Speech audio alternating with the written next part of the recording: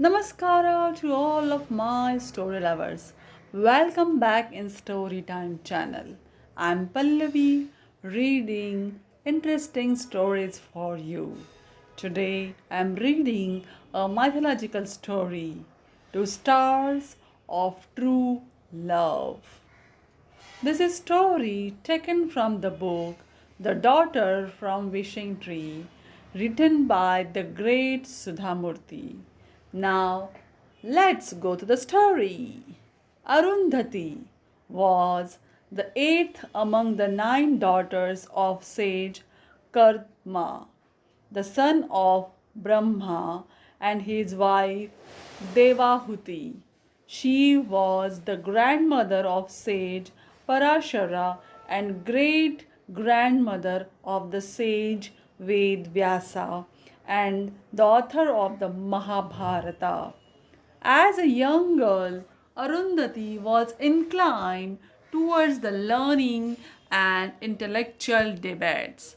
When she grew up, she married Vashistha, one of the famous seven sages or Saptarshis. Indian astronomy identifies these seven sages as seven stars, while the West relates to them as the stars in the Ursa Major constellation. Arundhati is also often considered to represent a star named Alcor, and its companion Mysore represents Vashistha. After marriage, Arundhati continued her lessons. She would finish her course as soon as she could join her husband's class to learn what Vashishta taught his students. Vashishta was prodigious exponent of the three Vedas, Yajurveda, Samveda, and Rigveda. Many students vied to attend his classes in the Gurukul. One day, Vashishta was talking to his students about dharma. Suddenly, Arundhati asked him, "If you don't mind, may I take over from you today and teach the class this lesson?" Vashishta was surprised at his wife's unusual request, but he agreed. To his pleasant surprise, Arundhati explained the concept of dharma very clearly to his students. After the class, Vashishta said to her, "You really are my partner and my equal half. You have understood my teachings and my mind. From now on, help me with my classes." When Brahma learnt of this development, he was pleased and sent the magical cow Nandini to Vashistha's ashram so that she could help Arundhati with her course.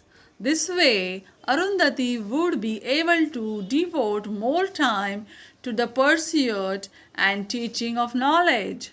One day, Vishwamitra, who was then a king, went hunting with his troop. After the hunt, he felt very thirsty but could not find water anywhere. As the group walked further into the woods, they come across Vashistha's ashram. Vishwamitra instructed a few of his soldiers. The hermit lives deep in the forest and may not have many rations. Besides, we are far too many in number, so please request him politely and ask whether he can spare a little water for us. The soldiers went inside the ashram and informed sage Vashishta about the king's request. Vashishta and Arundhati immediately came out to meet the king and invite him in.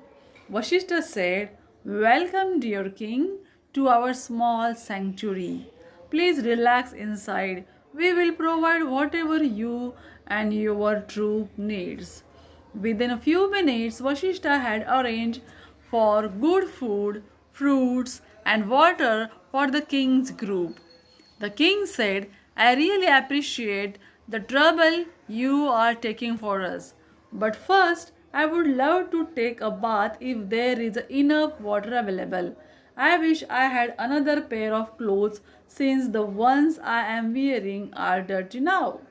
Please don't worry, said Vashistha. Everything will be ready for you.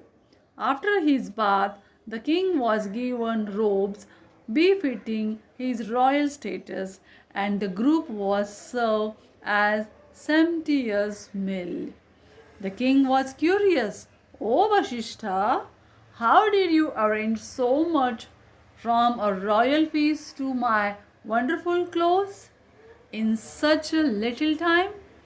Lord Brahma has been very kind to us and sent Nandini to our ashram to help take care of our guest and course, replied Arundhati, pointing to the wish fulfilling cow who was standing in the garden in front of them.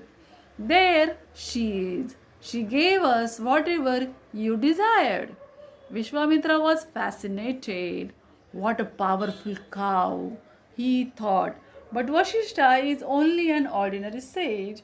He is underutilizing Nandini by asking her only for food and clothes.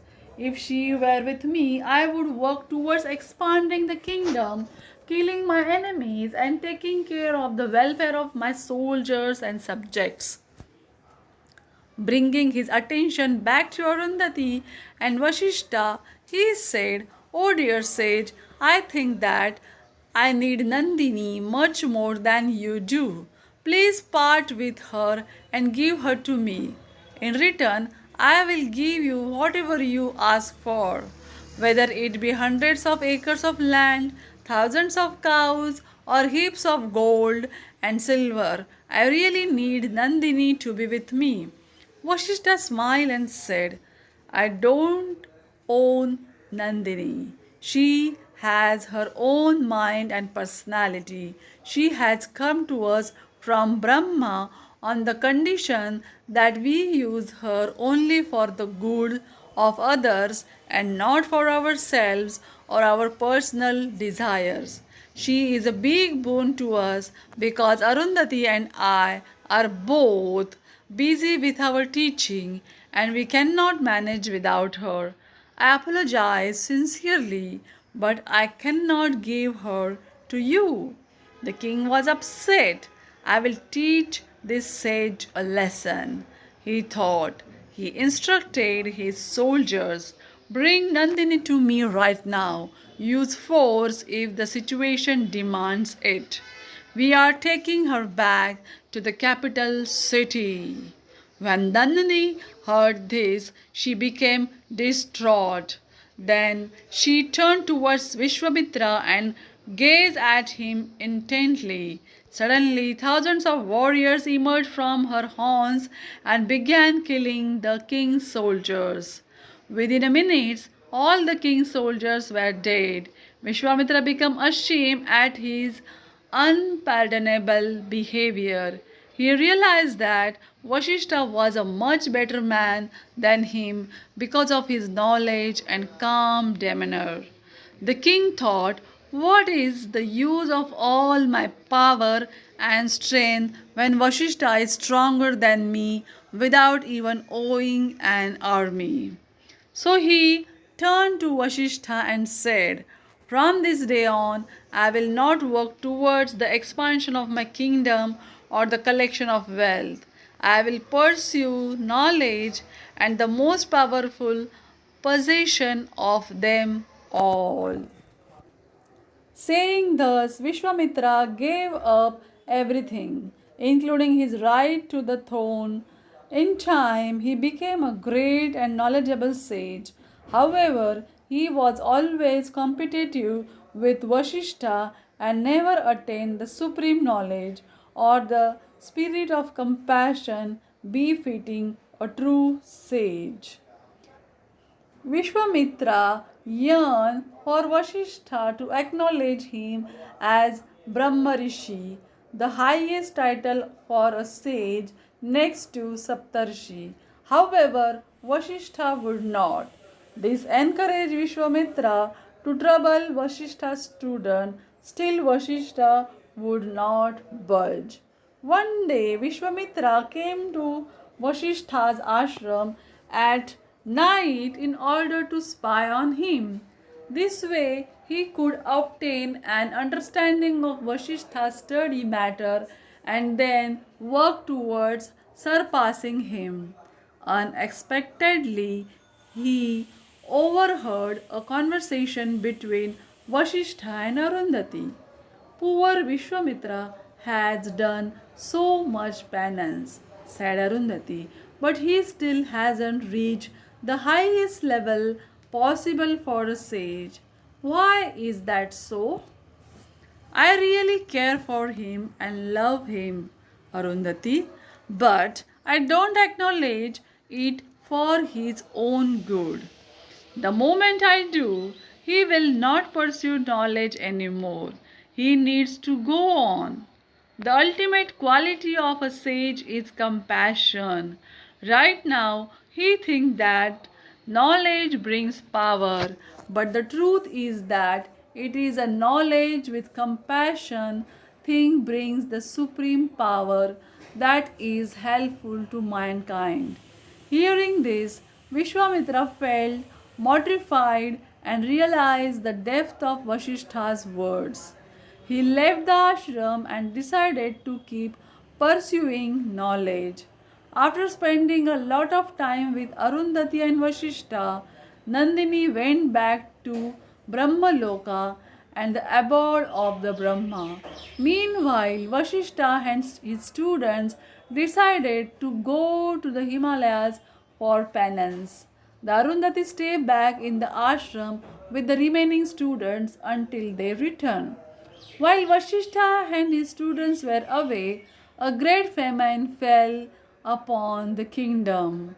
Vashistha found out about this through his yogic powers and prayed to Shiva, Lord, please protect my wife as she fights through this alone in the ashram.